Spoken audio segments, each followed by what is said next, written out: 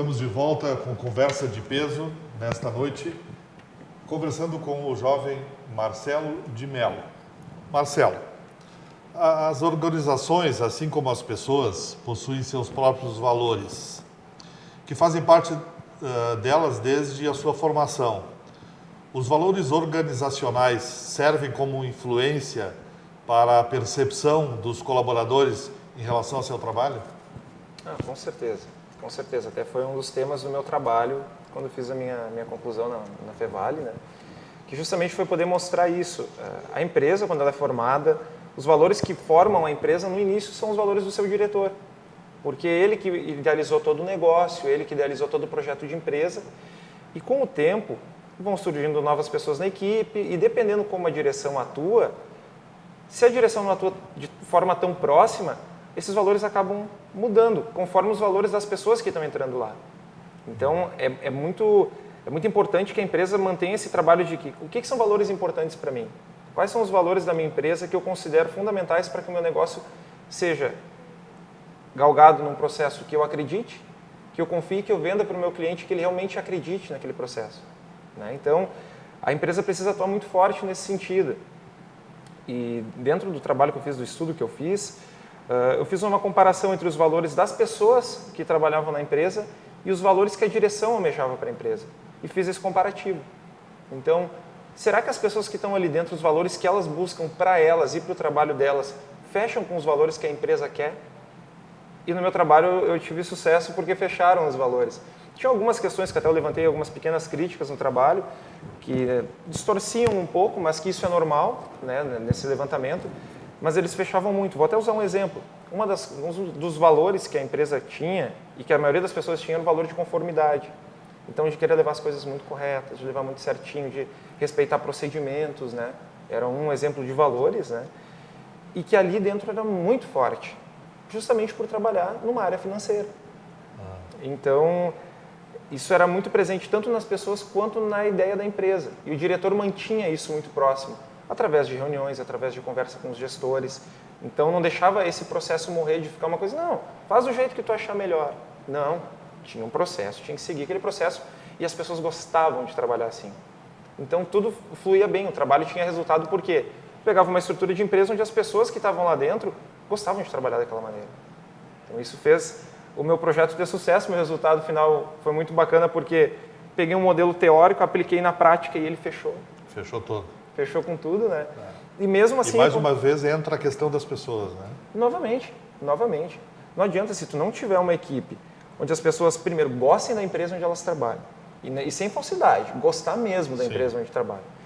E que façam algo que se identifique com elas, tudo flui. Sim, que não estejam lá só para cumprir horários. Exatamente, né? Exatamente. Não seja uma coisa forçada. Porque isso é até um conceito de trabalho que o Roberto Chiniachik fala, que muitas vezes tem pessoas que se moldam com o conceito de que trabalhar é ruim. Porque lá na infância, o que acontece? Hoje o pai não vai brincar contigo porque o pai está cansado, o pai trabalhou o dia inteiro. Então, ao invés de ele organizar a cabeça para tirar um período para o filho, não. Era o trabalho. O trabalho tirou o meu pai da minha infância. Então, com isso, aquela criança vai crescer com o conceito de que quando ela for para o mercado de trabalho... trabalho é uma coisa ruim. Trabalho é uma coisa ruim, eu vou trabalhar porque eu tenho que trabalhar. Então, eu não vou buscar, será que tem alguma coisa que eu possa ajudar outras pessoas e que eu faça e que eu sou bom? Então, a pessoa acaba muitas vezes perdendo e fala assim, não, vou trabalhar por qualquer coisa, o importante é eu ganhar tanto no mês e o resto... O Chiniachik traz esse conceito, num dos livros dele, do próprio pai. Né? O pai dele fazia exatamente o contrário. E ele conta um episódio assim, bem interessante, que no domingo, sempre que tinha um circo na cidade, o pai levava ele e os irmãos no circo. Né? O pai dele era super participativo, assim, justamente para não criar esta coisa de que trabalho é uma coisa ruim. Né? Sim. Então, por mais ocupado que ele fosse durante a semana, no final de semana ele dava um jeito de ir ao circo. E um dia ele chega no circo com o Roberto Chiniachik, pequeno, e o irmão dele, e tem um senhor, assim, mais humilde na fila, com 3 crianças. E chega para comprar o ingresso e o dinheiro que ele tinha não dava suficiente para pagar o ingresso para os 3 filhos, né? E o pai dele percebeu que o pai estava muito chateado, né, se retirando da bilheteria porque não ia conseguir levar as crianças ao circo, né? E aí o pai dele alcançou a grana para esse senhor poder levar os filhos, né? E ele diz, tomara que todos os pais neste país possam, no final de semana, levar os seus filhos um dia no circo, né? Achei muito legal e ver isso, né? Na crise econômica, montar um negócio pode ser de uma forma de fugir do desemprego, né? Montar o seu próprio negócio e empreender, né? Ou ainda uma oportunidade de ganhar mais do que como funcionário.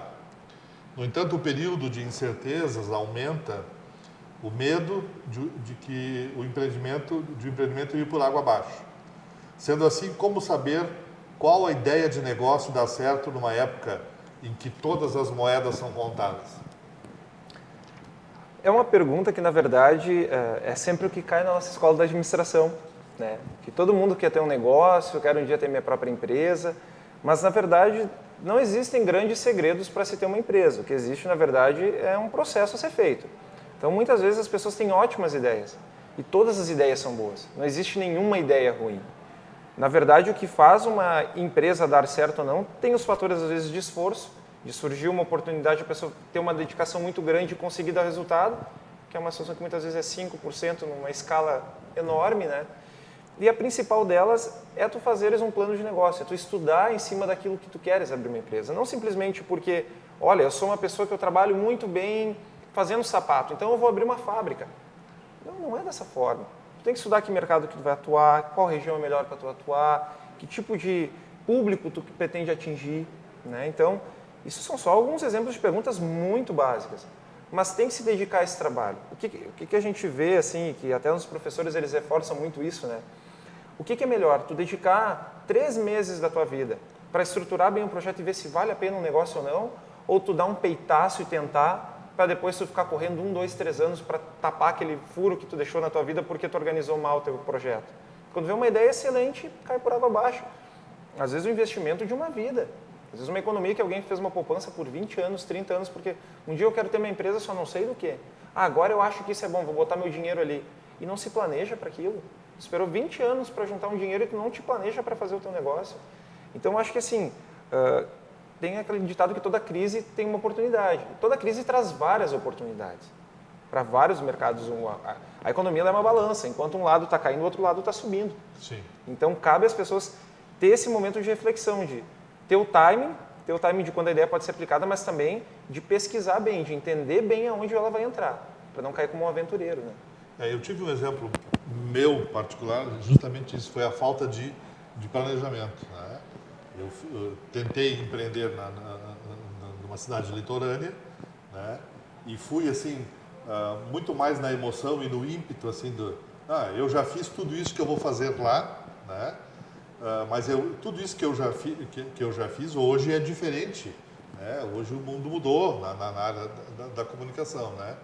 E eu tive essa experiência negativa, assim, de não ter planejado e ter que desistir no meio do caminho para não botar fora todo um recurso, enfim, Sim, né? Toda a ideia, né? Com certeza. Então, isso não planejar é uma situação incomum. Não é uma situação incomum. E realmente, como disse, planejar é preciso. Sim. Às vezes a gente tem aquele ímpeto porque agora é o momento do negócio, eu vou lá e vai dar certo. Só que daqui a pouco pode acabar não dando. Tem vezes que dá certo. Isso acontece, como eu disse, nesses 5% acontece. Mas muita gente acaba investindo um valor que poderia estar utilizando de outra forma e até rentabilizando melhor, né? Perfeito. A tua empresa está atuando em que região? Todo o estado? A empresa atua em todo o estado. Todo o estado. A gente, inclusive, até uma curiosidade que a gente recebe muitas ligações de fora do estado porque o software já se tornou referência no Rio Grande do Sul para lojas de materiais de construção. Hoje, praticamente, as maiores lojas, tirando essas grandes redes que existem, com exceção destas, a gente atua nelas. Então, já ligaram de fora do estado, olha, mas a gente trabalha aqui em São Paulo, vocês não poderiam nos atender nesse momento? A gente ainda não se estruturou para trabalhar fora do estado justamente pela legislação fiscal. Cada estado tem uma legislação diferente e a gente é muito especialista na legislação do Rio Grande do Sul. Na parte tributária, na questão de produtos, né? Então... E não adianta dar o passo maior que a perna, né, Marcelo? Não adianta. Não adianta porque senão daqui a pouco tu quer abraçar o mundo, acaba não atendendo bem os clientes que tu atende dentro do estado e para tentar um desafio novo que daqui a pouco não é o momento. sabe? Então a gente vai com muita calma. A gente tem planos de, para o futuro, sim, ampliar na região sul, mas primeiro a gente pretende se estabelecer cada vez mais dentro do estado, continuando como referência, tendo essa relação boa que a gente tem com os nossos clientes. Então não adianta querer dar um passo maior que a perna.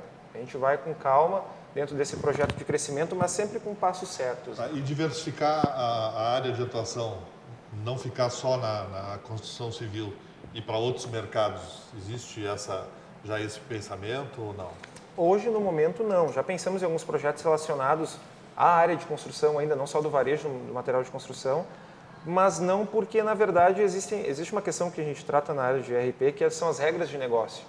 Então, por exemplo, quem vende sapato trabalha com grade de produtos, então do 34, 35, 36. Quem trabalha com material de construção tem situações que são bem específicas dos produtos. Então, piso que vai vender em metragem quadrada tem que ser um tamanho específico de caixa, tem que ter um local certo de armazenamento, isso tem que ser controlado via sistema em alguns casos. Então, essas regras de negócio exigem muita demanda de programação para se montar um software. Tem muitos programas que trabalham de forma genérica, mas a gente entende que não é a melhor forma de atender, porque daqui a pouco tem um cliente que é supermercado, um que é material de construção. Eu faço uma solução que é boa para o mercado, mas acaba prejudicando o cliente do material de construção. Então a gente opta por, não, vamos focar bem nesse ramo, a gente continua sendo especialista nele, ele é um ramo que tem crescimento ainda pela frente, as pessoas podem deixar de consumir, pode diminuir daqui a pouco de gastar com algum outro item que seja mais supérfluo, mas ela não deixa de valorizar a casa dela. Casa e comida são duas coisas que as pessoas não colocam de lado. Vocês trabalham na área do comércio, da construção ou nas empreiteiras? Não, no comércio da construção. Comércio da construção. A gente trabalha com empresas de varejo atacado do material de construção. O sistema ele é exclusivo para lojas de material de construção. Para lojas de material de construção. Isso, perfeito. Falamos bastante do Marcelo empreendedor, do Marcelo administrador de empresa. Sim. Mas tu tem uma história de vida artística aí de 15 anos, né, de batalha como músico, né? E um bom músico. Eu posso assinar embaixo, né, porque já ouvi o Marcelo cantando, é dono de uma potente voz. Muito obrigado. Na música, toca vários instrumentos, né? Hoje a família diminuiu um pouquinho, eram 9, agora são só 7. 7 instrumentos? Só 7. Maravilha. Como é que surgiu isso, assim? Era um sonho de menino? Fez curso? Autodidata? Na verdade, tudo começou a deixar de casa, né? Porque a minha mãe sempre cantou. E canta muito bem, por sinal. E dentro da família sempre tinha alguém que era músico, e daí amigos da família também que eram. Hoje são bons músicos aí, o Rafael Bronzoni, a Cátia Bronzoni são amigos nossos. E foi através deles e do pai deles que eu comecei a conhecer essa parte da música. E comecei de forma autodidata, com um violãozinho e entrando na internet. E assim eu fui aprendendo. E cada vez querendo conhecer mais pessoas da música, principalmente daqui de Novo Hamburgo, né? Então comecei a conhecer algumas pessoas das artes, conheci a dona Ione Egger, foi quando eu participei da CART, o Fernando Marco, já tocamos juntos também. E com isso já se vão aí 15 anos de brincadeiras com a música e também de alguns projetos bem bacanas que a gente acaba fazendo. Tá bem, então esta parte artística, né? O Marcelo vai apresentar no programa do Fernando Marco, né, que mostra os artistas potenciais da nossa região. Marcelo, foi um grande prazer tê-lo aqui conosco. Muito obrigado por ter aceito o convite. Né? E numa próxima vez, quem sabe, vamos falar um pouco mais do teu trabalho. Não, tá? com certeza. Eu Obrigado. que agradeço.